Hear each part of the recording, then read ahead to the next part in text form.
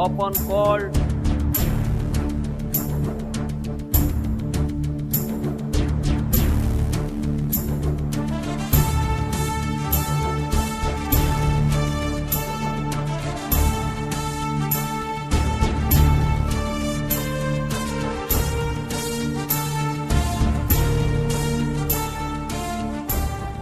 Criminal appeal number 32/17 Basveshwar Nagar Police Station versus Raghav. For evidence.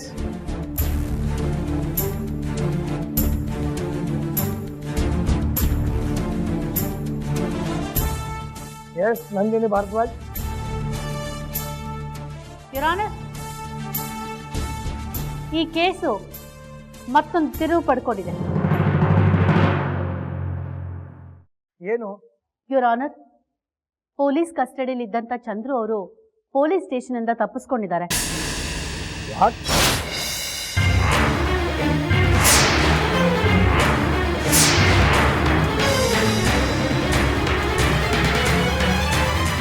Police ಸ್ಟೇಷನಿಂದ ತಪ್ಪಿಸ್ಕೊಂಡಿದ್ದಾರೆ? ಏನು ಹೇಳ್ತಾ ಇದ್ದೀರಾ ನಂದಿನಿ?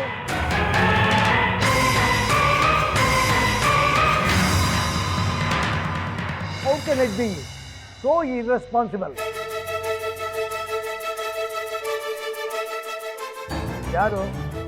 ಯಾರು ಐವೋ?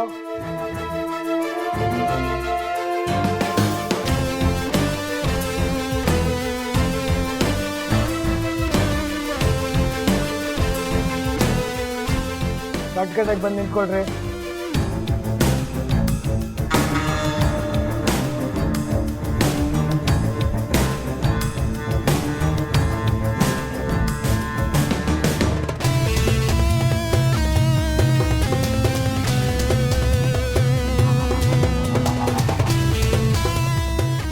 ಹೇಳಿ ಇನ್ಸ್ಪೆಕ್ಟರ್, ಹೇಗಾಯ್ತು ಇದೆಲ್ಲ? ಚಂದ್ರುನ ಸೆಲ್ಲಲ್ಲಿ ಇಟ್ಟಿದ್ದೆ. ರೆಗ್ಯುಲರ್ ರೌಂಡ್ಸ್ ಮೇಲೆ ಆಚೆಗೆ ಹೋಗಿದ್ದೆ.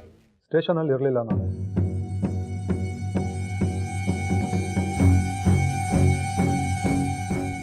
ನಮ್ಮವ್ರಿಗೆ ಬಾತ್ರೂಮ್ಗೆ ಹೋಗ್ಬೇಕು ಅಂತ ಹೇಳಿದಾನೆ. ನಮ್ಮವ್ರು ಆಚೆ ಕರ್ಕೊಂಬಂದಿದ್ದಾರೆ. ಸ್ಟೇಷನ್ನಲ್ಲಿರೋ ಸೆಲ್ಗಳಲ್ಲೇ ಆ ವ್ಯವಸ್ಥೆ ಇರುತ್ತಲ್ಲ, ಮತ್ತ್ಯಾಕೆ ಅವರನ್ನು ಹೊರಗಡೆ ಬಿಟ್ಟರು? ಇರುತ್ತೆ ಮೇಡಮ್. ನಮ್ಮ ಸ್ಟೇಷನ್ ಒಟ್ಟು 3 ಸೆಲ್ ಇದೆ. 3 ಸೆಲ್ಲಲ್ಲಿ 2 ಸೆಲ್ಲಲ್ಲಿ ಮಾತ್ರ ಬಾತ್ರೂಮ್ ವ್ಯವಸ್ಥೆ ಇರೋದು. ಚಂದ್ರು ಇದ್ದ ಸೆಲ್ಲಲ್ಲಿ ಆ ವ್ಯವಸ್ಥೆ ಇರಲಿಲ್ಲ. ಅದಕ್ಕೆ ಆಚೆ ಕರ್ಕೊಂಬಂದಿದ್ದಾರೆ.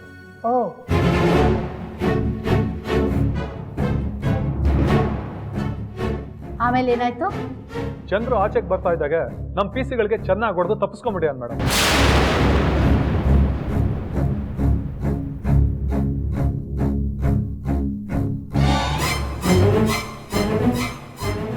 ನಿಮ್ಗಳಿಗೆ ಹೊಡೆದಿದ್ದು ನಿಜ ಏನ್ರಿ? ಸುಳ್ಳು ಹೇಳೋ ಆಗಿಲ್ಲ. ಹೌದು ಮಹಾಸ್ವಾಮಿ, ನಿಜ. ಮಹಾಸ್ವಾಮಿ, ಚಂದ್ರು ಈ ಕೇಸ್ನಲ್ಲಿ ಬಹಳ ಮುಖ್ಯವಾದ ಸಾಕ್ಷಿ. ಆತನಿಂದಾನೇ ಈ ಕೇಸು ಮಹತ್ವದ ತಿರುವು ಪಡ್ಕೊಂಡಿರೋದು.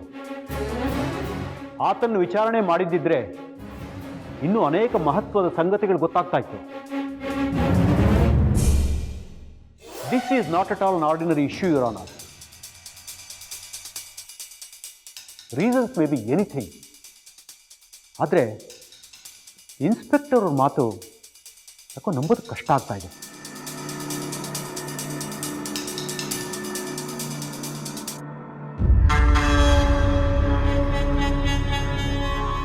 ಇವರ ಬೇಜವಾಬ್ದಾರಿತನದಿಂದ ಚಂದ್ರು ತಪ್ಪಿಸ್ಕೊಂಡು ಹೋಗಿದ್ದನ್ನು ಮರಮಾಚೋದಕ್ಕೋಸ್ಕರ ಈ ಥರ ಕತೆ ಕಟ್ತಾ ಇರೋ ಚಾನ್ಸಸ್ಸು ಇದೆ ಇವರ honour.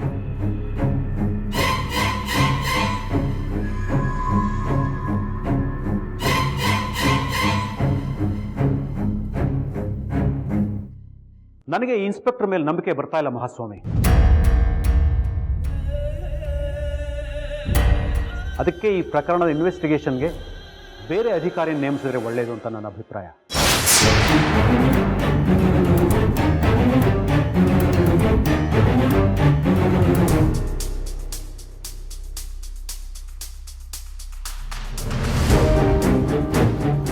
You are right mister AK. ಬೇರೆ ಯಾರಿದ್ದಾರೆ ಎಫಿಷಿಯೆಂಟ್ ಆಫೀಸರು? ಈ ಪ್ರಕರಣದ ಇನ್ವೆಸ್ಟಿಗೇಷನ್ನ ಇನ್ಸ್ಪೆಕ್ಟರ್ ಶೈಲೇಶ್ ಅವರಿಗೆ ವಹಿಸಬಹುದು ಅಂತ ನನ್ನ ಅಭಿಪ್ರಾಯ. ಇವರ ಇಲಾಖೆಯಲ್ಲಿ ಅವರು ತುಂಬ ಒಳ್ಳೆ ಹೆಸರಿದೆ. Objection your honour.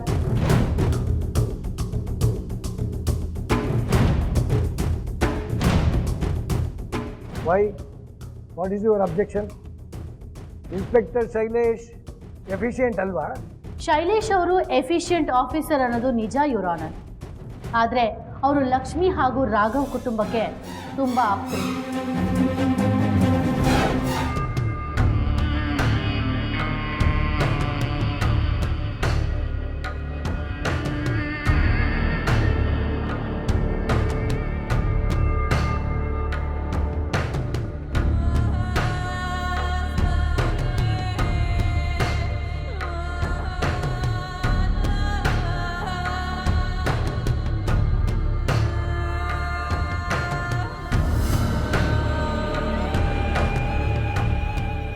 ಒಂದು ಫೋನ್ ಮಾಡಿ ವಿಚಾರಿಸ್ಬೇಕಾಗಿತ್ತು.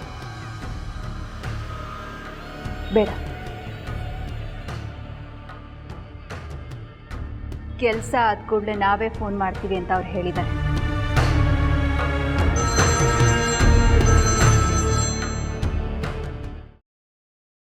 Hello madam, deal success. ಅಂದರೆ ಏಕೆ? ಕತೆ ಮುಗಿಸಾಯ್ತು.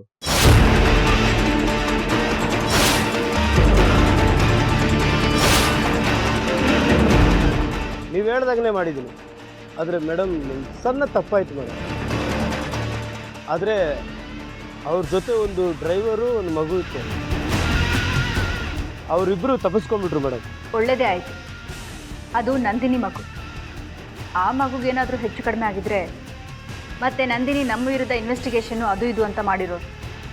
ಹೋಗ್ಲಿ ಬಿಡಿ, ನೀವಿನ್ನು ಹೊರಡಿ. ಸರಿ ಮೇಡಮ್.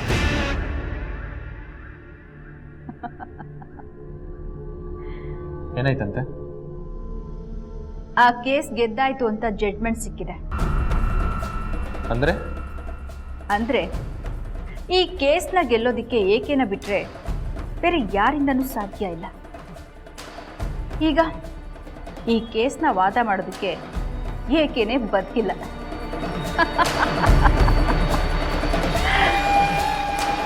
ಏಕೆದು ಒಂದು ಹೊಸ ಕೇಸ್ನ ಶುರು ಮಾಡೋದಕ್ಕೆ ನಾವೊಂದು ಹೊಸ ಲಾಯರ್ನ ಹುಡ್ಕೊಂಡ್ವಾ. Good, very good. ಇನ್ನು ಮುಂದೆ ಏನಾದರೂ ಆಗಲಿ ನೋಡ್ಕೊಳ್ಳೋಣ ಬಿಡಿ. ಕಡೆಗೂ ಆ ಏಕೈಕತೆ ಮುಗೀತಲ್ಲ.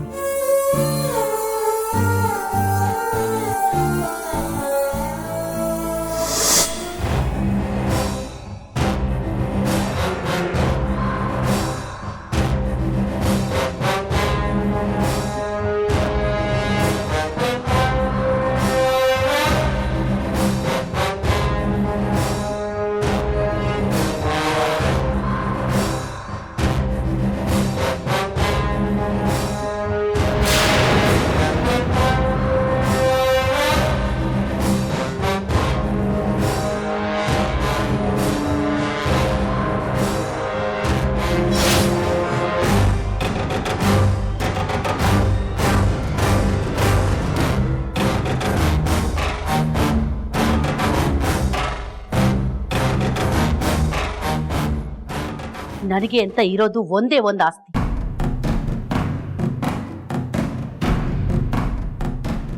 ಅದು ನನ್ನ ಮಗು.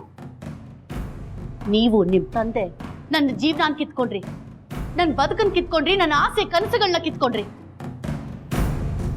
ಆದ್ರೆ ನಾನು ಇನ್ನೂ ಉಸಿರಾಡ್ತಾ ಇದ್ದೀನಿ ಅಂದ್ರೆ ಅದು ನನ್ನ ಮಗಳಿಗೋಸ್ಕರ. ಇವತ್ತು ಅದನ್ನು ಕಿತ್ಕೊಳ್ಳೋಕೆ ನೋಡ್ತಾ ಇದ್ದೀರಾ?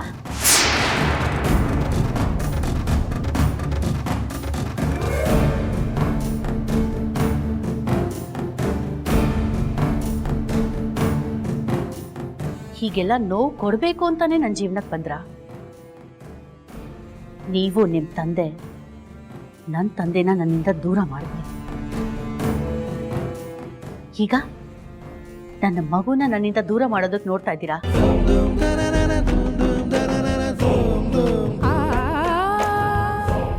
ನನ್ನ ಮಗುಗೇನಾದ್ರೂ ಹೆಚ್ಚು ಕಡಿಮೆ ಆಗೋದ್ರೆ ಸಾಯೋವರೆಗೂ ನಿಮ್ಮನ್ನ ಸುಮ್ಮನೆನೂ ಬಿಡೋದಿಲ್ಲ, ಕ್ಷಮಿಸೋದು ಇಲ್ಲ.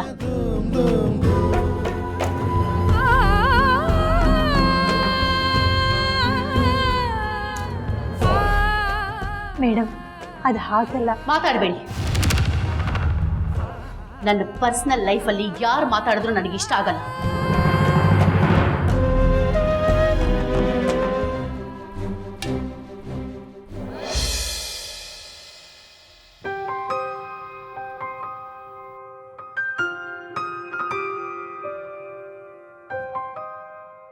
ಅಮ್ಮ, ಕಷಾಯ. ಅಂತೂ ಆ ಸಾಯಿನಾಥ ನಮ್ಮ ಕೈ ಬಿಡಲಿಲ್ಲ. ಹೌದು ಅತ್ತೆಮ್ಮ, ನಾನು ಹೇಳ್ತಾ ಇರ್ಲಿಲ್ವಾ ಕೇಸ್ ನಮ್ಮ ಕಡೆ ತಿರುಗುತ್ತೆ ಅಂತ.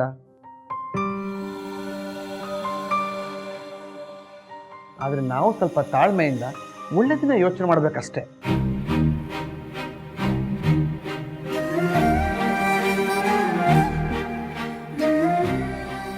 ಅಂತೂ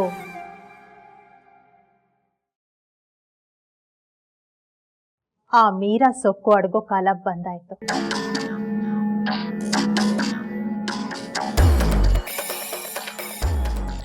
ತಾನು ಗೆಲ್ತೀನಿ ಅಂತ ಅವತ್ತು ನಮ್ಮ ಮನೆ ಮುಂದೆ ಬಂದು ತಲೆ ಎತ್ತಿ ಹೇಳೋದ್ರು.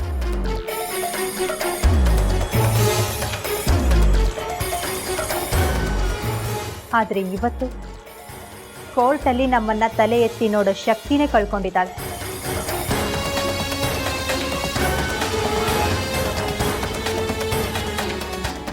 ಹೌದು ಅತ್ತೆಮ್ಮ, ದಿನೇ ದಿನೇ ಮಂಕಾಗ್ತಾರೆ. ಅವಳ ಮುಖನ ನೋಡ್ಬೇಕು ನೀವು. ಒಳ್ಳೆ ಸೋರೆಕಾಯಿ ಥರ ಆಗ್ಬಿಟ್ಟಿದೆ.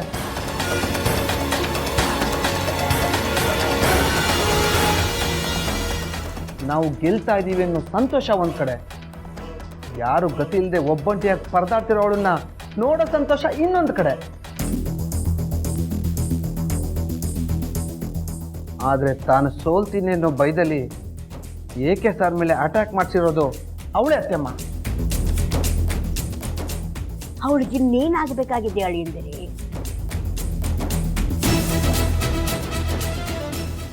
ನಮ್ಮ ಸಂಸಾರದ ಜೊತೆ ಕಮ್ಮಿ ಆಟ ಆಡಿದಾಳ.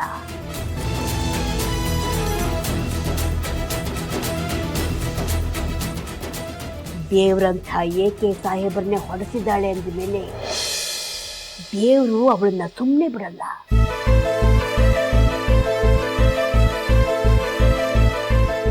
ಹೌದಮ್ಮ,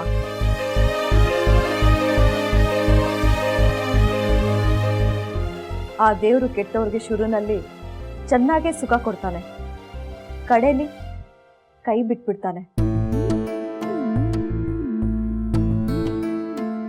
ಅದೇ ಒಳ್ಳೆಯವ್ರಿಗೆ ಮೊದಲೆಲ್ಲ ಕಷ್ಟ ಕೊಡ್ತಾನೆ, ಆದರೆ ಕೊನೆಯಲ್ಲಿ ಕೈ ಹಿಡಿತಾನೆ.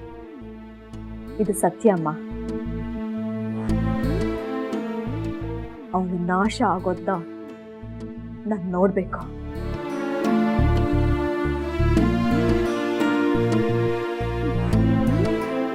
ಅದಕ್ಕೆ ಕಾಯ್ತಾ ಇದ್ದೀನಿ.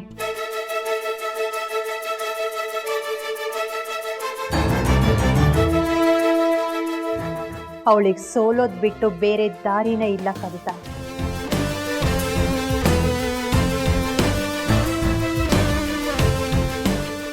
ಎಲ್ಲ ದಾರಿ ಮುಚ್ಚೋಗಿದೆ.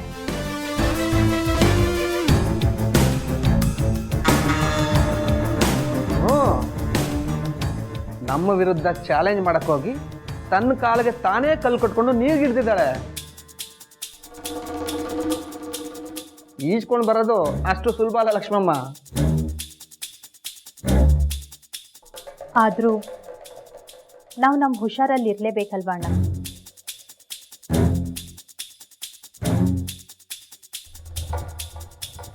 ಅವಳು ಯಾವುದಕ್ಕೂ ಹೇಸೋಳಲ್ಲ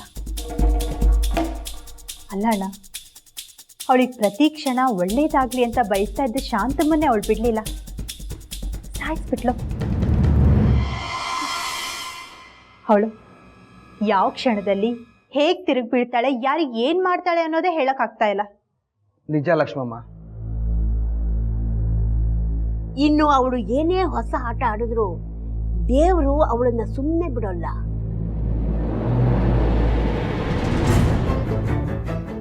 ಇತಿಹಾಸದಲ್ಲಿ, ಪುರಾಣದಲ್ಲಿ ಪಾಪಿಗಳು ಕೊನೆ ಕ್ಷಣದವರೆಗೂ ಶರಣಾಗೋದಿಕ್ಕೆ ದೇವರು ಅವಕಾಶ ಮಾಡಿಕೊಟ್ಟ. ಆದರೆ ಆ ಪಾಪಿಗಳು ಶರಣಾಗಲಿಲ್ಲ.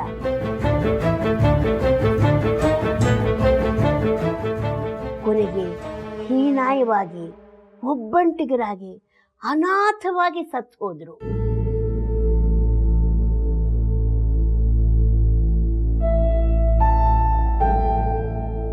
ಇವಳ ಕಥೆನೂ ಅಷ್ಟೇ. ಬೇಡಮ್ಮ, ಬೇಡ. ಅವಳಿಗೆ ನಾವು ಸಾವು ಬಯಸೋದು ಬೇಡ.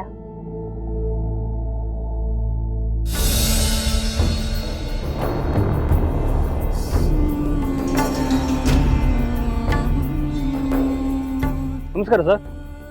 ಓಹ್ ನಮಸ್ಕಾರ. ನಾನು ನಿಮಗೋಸ್ಕರನೇ ಕಾಯ್ತಾ ಇದ್ದೆ. ಹಾಂ ಹೇಳಿ ಸರ್. ಏನಿಲ್ಲ, ನಿಮ್ಗೆ ಅವತ್ತು ಹೇಳಿದ್ನಲ್ಲ ಈ ಕೇಸಿಗೆ ಸಂಬಂಧಪಟ್ಟಾಗೆ ಕೆಲವು ಫೈಲ್ಸು ಕೋರ್ಟಿಗೆ ಸಬ್ಮಿಟ್ ಮಾಡಿ ಅಂತ. ಮಾಡಿದ್ದೀರಾ? ಸಬ್ಮಿಟ್ ಮಾಡಿದ್ದೀವಲ್ಲ, ಒಂದು ಕಾಪಿ ನಿಮ್ಮ ಅಸಿಸ್ಟೆಂಟ್ಗೂ ಕೊಟ್ಟಿದ್ದೀವಿ. ಓ ಕೊಟ್ಟಿದ್ದೀರಾ? ಓಕೆ. ನಮ್ಮ ಅಸಿಸ್ಟೆಂಟ್ ಒಳಗಡೆ ಹೋಗಿದ್ದಾರೆ ಅದು ಫೈಲ್ ತರಕ್ಕೆ. Anyway thank you very much. It's my duty sir. Okay sir.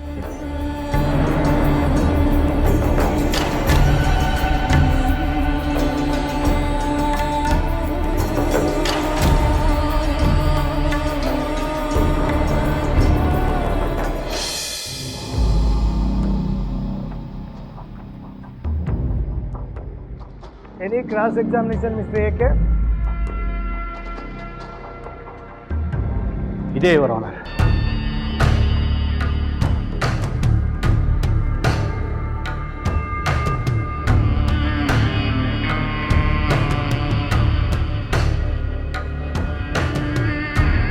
Proceed.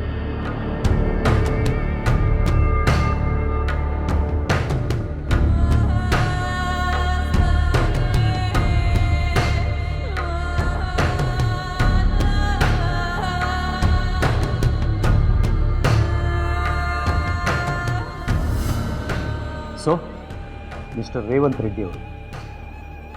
Reddy ಅವರೇ, ತಾವೇನು ಬಿಸ್ನೆಸ್ ಮಾಡ್ಕೊಂಡಿದ್ದೀರಿ ಅದೇನು ಹೇಳಿದ್ರಲ್ಲ? ಮೊಬೈಲ್ ಶೋರೂಮ್ ಇಟ್ಕೊಂಡಿದ್ದೀನಿ ಸರ್. ಹೋ ಗುಡ್. ಈಗಿನ ಕಾಲದ ಟ್ರೆಂಡೇ ಮೊಬೈಲ್ ಅಲ್ಲ? ಹೌದು. ಬಿಸ್ನೆಸ್ ಚೆನ್ನಾಗಿ ನಡೀತಿದೆಯಾ? ತುಂಬ ಚೆನ್ನಾಗಿ ನಡೀತಿದೆ ಸರ್. ರೆಡ್ಡಿ ಅವರೇ, ತಮ್ಮ ಪ್ರಾಪರ್ ಯಾವುದು? ಚಿತ್ರದುರ್ಗ. ಇಲ್ಲಿಗೆ ಬಂದೆಷ್ಟು ವರ್ಷ ಆಯಿತು? ಒಂದು 7 years ಆಯಿತು ಸರ್. 7 years. ನಿಮ್ಮ ತಂದೆ ತಾಯಿಯವರೆಲ್ಲ? ಅವ್ರ ಊರಲ್ಲೇ ಇದ್ದಾರೆ ಸರ್. ಯಾಕೆ ಇದೆಲ್ಲ ಕೇಳ್ತಾ ಇದ್ದೀರಾ? ಸುಮ್ಮನೆ ಹೀಗೆ ನಿಮ್ಮ ಬಗ್ಗೆ ತಿಳ್ಕೊಳ್ಳೋಣ ಅನ್ನಿಸ್ತು.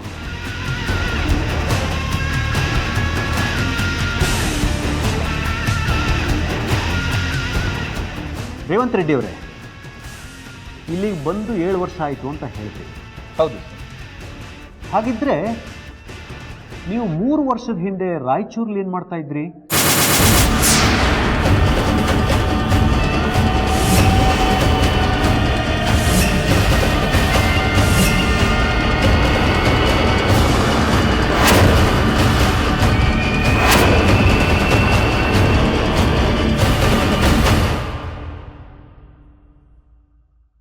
ನಾನು ಇದುವರೆಗೂ ರಾಯಚೂರಿಗೆ ಹೋಗೇ ಇಲ್ಲ. ಅಲ್ಲಿ ಯಾರೂ ನನಗೆ ಗೊತ್ತಿರೋರು ಇಲ್ಲ. ಆದರೆ ನಾನು ಹೇಳ್ತೀನಿ, 3 ವರ್ಷದ ಹಿಂದೆ ನೀವು ರಾಯಚೂರಲ್ಲಿದ್ರಿ ಅಂತ.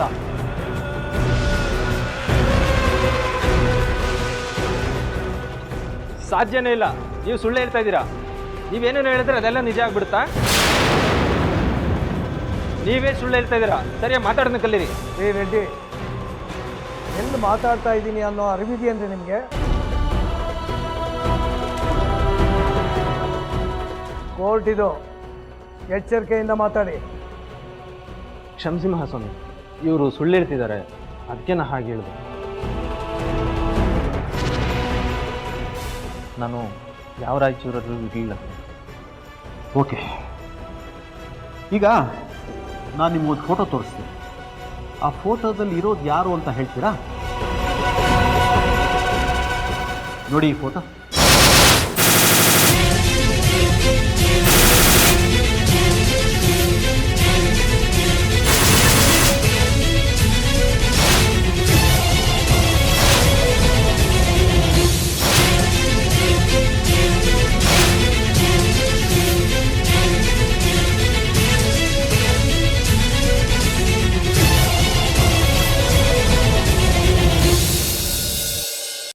ಅಲ್ಲ ರೀ ರೆಡ್ಡಿ ಅವರೇ, ಫೋಟೋದಲ್ಲಿರೋದು ಯಾರು ಅಂತ ಕೇಳಿದ್ರೆ ಯಾಕೆ ಇಷ್ಟು ಬೆವರ್ತಾ ಇದ್ದೀರಿ? ಇದೇನು ದೇವದ ಫೋಟೋನಾ? ಮನುಷ್ಯರ ಫೋಟೋ ಕಣ್ರಿ. ನನಗೆ ಯಾರೂ ಗೊತ್ತಿಲ್ಲ ಸರ್. ಗೊತ್ತಿಲ್ವಾ? ನಾನು ಹೇಳ್ತೀನಿ ಕೇಳಿ. ಈ ಫೋಟೋದಲ್ಲಿರೋದು ನೀವೇ.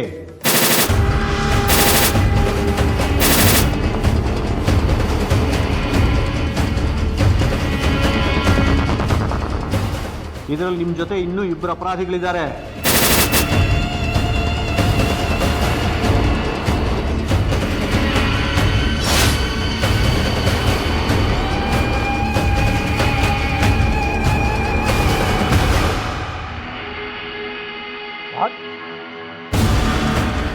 ನೀವು ಹೇಳ್ತಾ ಇರೋದು ನಿಜಾನ? ಏಕೆ ಇವನು ಖೈದಿನ?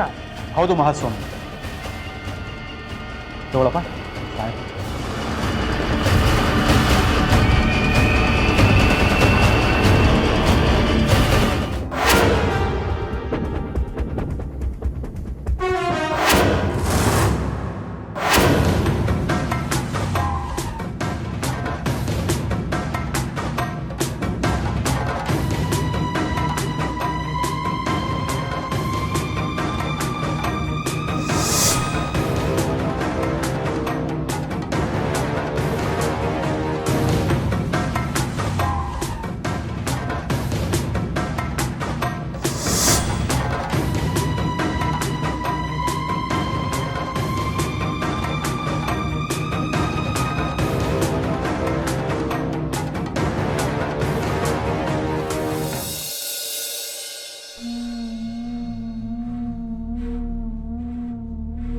ಅಂಕಲ್, ಲಕ್ಷ್ಮಿ, ಏನ್ ಯೋಚನೆ ಮಾಡ್ತಾ ಇದ್ದೀರಾ? ಈಗ ನಡೀತಾ ಇರೋ ಬೆಳವಣಿಗೆಗಳು ನೋಡಿದ್ರೆ ನನಗೇನು ಅರ್ಥ ಆಗ್ತಾ ಇಲ್ಲ. ಅದ್ರ ಬಗ್ಗೆ ಯೋಚನೆ ಮಾಡ್ತಾ ಇದ್ದೆ. ನಾನು ನಿಮ್ಮ ಹತ್ರ ಅದೇ ವಿಷಯವಾಗಿ ಮಾತಾಡೋಣ ಅಂತ ಬಂದೆ. ಏನು? ನೀನು ಅದ್ರ ಬಗ್ಗೆ ಮಾತಾಡಬೇಕು ಅಂತ ಬಂದ್ಯಾ?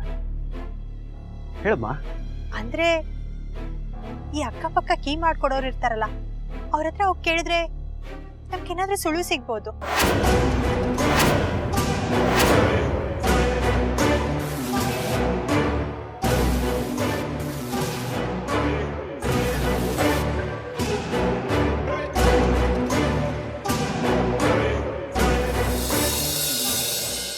ಆದ್ರಿಂದ ಮಹಾಸ್ವಾಮಿ, ಪೊಲೀಸ್ನವರು ರಾಘವ್ ಆಫೀಸ್ ಏರಿಯಾದಲ್ಲಿರೋ ಡೂಪ್ಲಿಕೇಟ್ ಕೀ ಮೇಕರ್ಸ್ನೆಲ್ಲ ಕರೆಸಿ ಅವ್ರ ಫಿಂಗರ್ ಪ್ರಿಂಟ್ಸ್ ಎಲ್ಲ ಕಲೆಕ್ಟ್ ಮಾಡ್ಕೊಂಡಿದ್ದಾರೆ.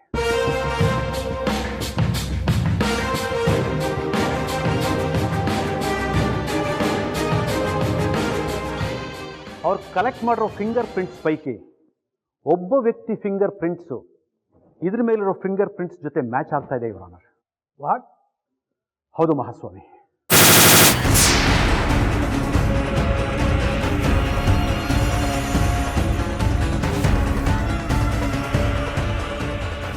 ಆ ವ್ಯಕ್ತಿನ ಉಪಯೋಗಿಸಿಕೊಂಡು ಬೇರೆ ಯಾರೋ ಶಾಂತಮ್ಮ ಡೆಡ್ ಬಾಡಿನ ರಾಘವ್ ಅವರ ಆಫೀಸಲ್ಲಿ ತಂದಿಟ್ಟಿದ್ದಾರೆ.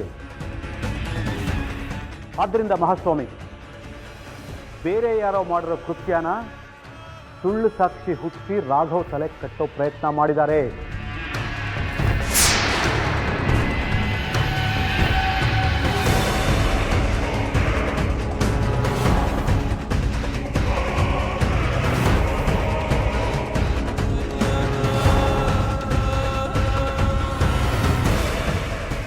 This is a classic case of cooked up story, Your Honor.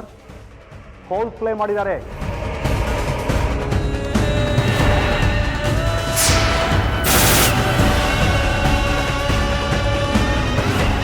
ಈ ಪ್ರಕರಣದ ಸತ್ಯ ಗೊತ್ತಾಗಬೇಕು ಅಂದರೆ ತನಿಖೆ ಮಾಡ್ತಾ ಇದ್ದ ಪೊಲೀಸ್ ಅಧಿಕಾರಿನ ನ್ಯಾಯಾಲಯಕ್ಕೆ ಕರೆಸಿ ವಿಚಾರಣೆ ಮಾಡಬೇಕು ಇವರು.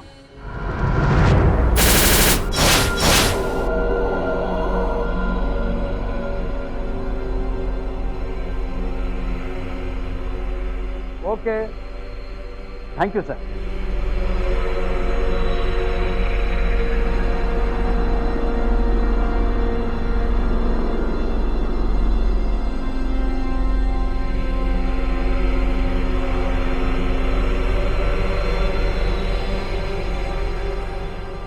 ಇಲ್ಲಪ್ಪ, ಆರ ಕೊಡಿ.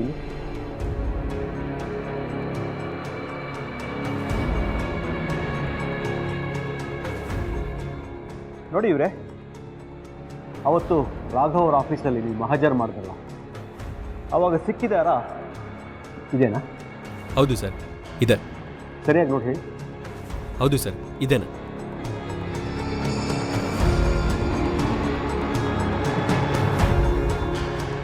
ಓಕೆ. ಈ ಅರ ಸಿಕ್ಕಿದ ಮೇಲೆ ನೀವೇನು ಮಾಡಿದ್ರಿ?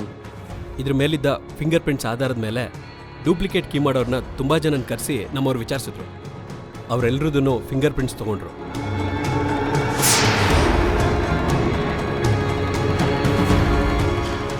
ಅದರಲ್ಲಿ ಒಬ್ಬಂದು ಫಿಂಗರ್ ಪ್ರಿಂಟ್ಸ್ ಮ್ಯಾಚ್ ಆಯಿತು. ಅದನ್ನು ಕೋರ್ಟು ಕೂಡ ಪ್ರೊಡ್ಯೂಸ್ ಮಾಡಿದ್ದೀವಿ. ಆ ಕೀ ಮೇಕರ್ ನಿಮ್ಗೇನು ಹೇಳ್ದ? ಸರ್, ಅವತ್ತು ನಮ್ಮವ್ರು ವಿಚಾರಿಸಿದಾಗ, ಸರ್ ಅವ್ರು ಯಾರು ಅಂತ ನನಗೆ ಗೊತ್ತಿಲ್ಲ ಸರ್.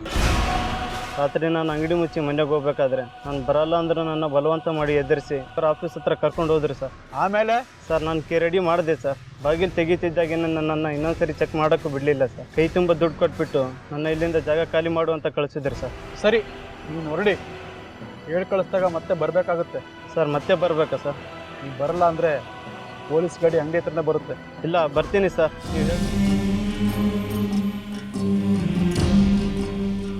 ಇವತ್ತೇನೋ ಸ್ವಲ್ಪ ಸಮಾಧಾನ ಅನ್ನಿಸ್ತಾ ಇದೆ.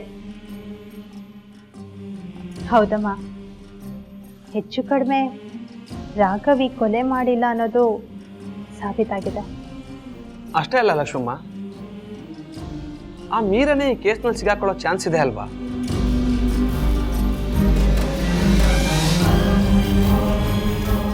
ಮೇಲ್ನೋಟಕ್ಕೆ ನಮಗೆ ಹಾಗೆ ಅನ್ನಿಸ್ಬೋದು.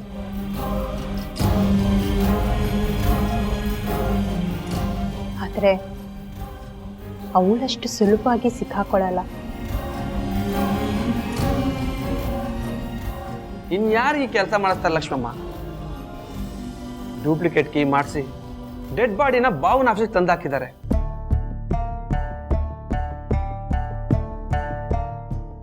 ನನಗಂತೂ ಕನ್ಫರ್ಮೇಶನ್ ಇದೆ, ಆ ರೌಡಿ ಹತ್ರ ಹೇಳಿ ಮೀರನೇ ಕೆಲಸ ಮಾಡ್ತಿರೋದು. ಹೌದಣ್ಣ, ಇಂಥ ಕೆಲಸ ಎಲ್ಲ ಆ ಮೀರಾನೇ ಮಾಡಿರ್ತಾಳೆ ಅಂತ ನಮ್ಗೆ ಚೆನ್ನಾಗಿ ಗೊತ್ತು. ಆದ್ರೆ ಇದನ್ನೆಲ್ಲ ಕೋರ್ಟ್ ನಂಬೇಕಲ್ಲ. ನಂಬೇಕು ಅಂದ್ರೆ ಸಾಕ್ಷಿಗಳು ಬೇಕು, ಆಧಾರ ಬೇಕು, ಎನ್ಕ್ವೈರಿ ನಡಿಬೇಕು.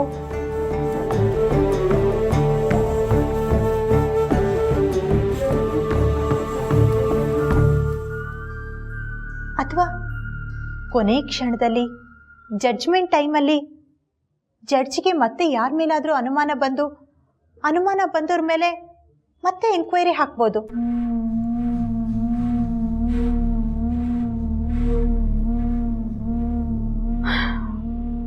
ನೋಡೋಣ ಏನಾಗುತ್ತೆ ಅಂತ. ಆದರೆ ಆ ಮೀರಾ 2 ತಲೆ ಸರ್ಪ ಅಲ್ವಾ ಅದಕ್ಕೆ? ನಮಗೆ 2 ಕಡೆಯಿಂದ ವಿಷ ಕಾರ್ತಾ ಇದ್ದಾಳೆ.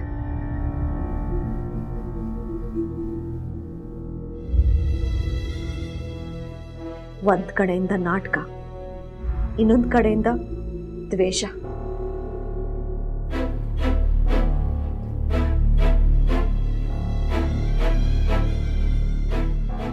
ಗೊತ್ತಿರೋದೇ ತಾನೇ ಕವಿತಾ? ಇಲ್ಲ ಅತ್ಯಮ್ಮ, ಅವಳು ಒಂದು ಆಟ ಮುಗಿದಿದೆ ಅಷ್ಟೇ.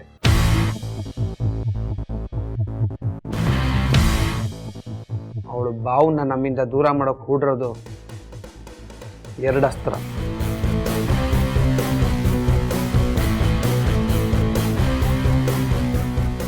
ಒಂದು ಕೊಲೆಗಾರ ಅನ್ನೋ ಅಸ್ತ್ರ, ಅದು ಈ ಕೇಸಲ್ಲಿ ಯಾವುದ್ಯಾವುದೋ ತಿರುವು ತಗೊಂಡ್ಬಿಡ್ತು. ಇನ್ನೊಂದು ಗಂಡ ಮದುವೆ ಅನ್ನೋ ಅಸ್ತ್ರ. ರಾಘವ ನನ್ನ ಗಂಡ ನನಗೆ ಬೇಕು ಅಂತ ಕಂಪ್ಲೇಂಟ್ ಕೊಟ್ಟಿದ್ದಾರೆ.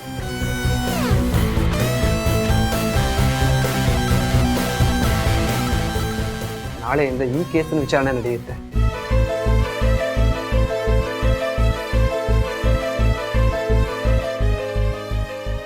ಏನಪ್ಪ ಹೇಳ್ತಾ ಇದೀಯಾ? ನಾಳೆಯಿಂದ ತಲೆ ಮೇಲೆ ಮತ್ತೆ ಒಂದು ತೂಗು ಕತ್ತಿನ? ಹೌದಮ್ಮ, ಈ ಕೊಲೆ ವಿಚಾರವಾಗಿ 2 ಕಡೆ ಸಾಕ್ಷಿಗಳ ಹೇಳಿಕೆ ಮುಗಿದಿದೆ.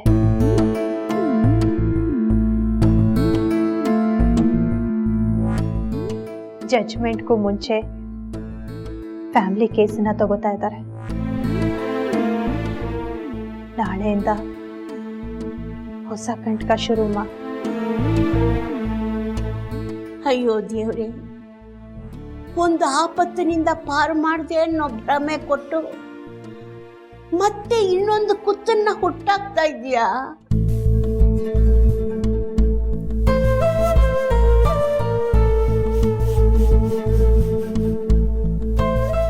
ಅಣ್ಣ ಅವಳ ಕುತ್ತಿಗೆಗೆ 3 ಗಂಟೆ ಹಾಕಿದ ತಪ್ಪಿಗೆ ಅವಳ ಅಣ್ಣನ ಕುತ್ತಿಗೆಗೆ ನೇಣು ಹಾಕ್ಸೋ ಕೆಲಸ ಮಾಡ್ತಿದ್ದಾಳಮ್ಮ.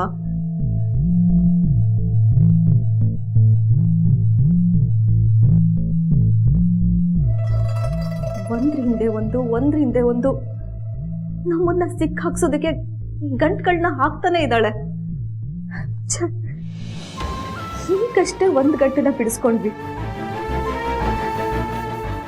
ಈಗ ಇನ್ನೊಂದು. ಅವತ್ತು ಒಂದು ಒಳ್ಳೆ ಉದ್ದೇಶದಿಂದ ಮೀರಾನ ಈ ಮನೆ ತುಂಬಿಸ್ಕೊಂಡ್ವಿ. ಆದ್ರೆ ಇವತ್ತು ಅವಳ ಉದ್ದೇಶದಿಂದ ನಮ್ಮ ಮನೆನೇ ಹಾಳಾಗ್ತಾ ಇದೆ.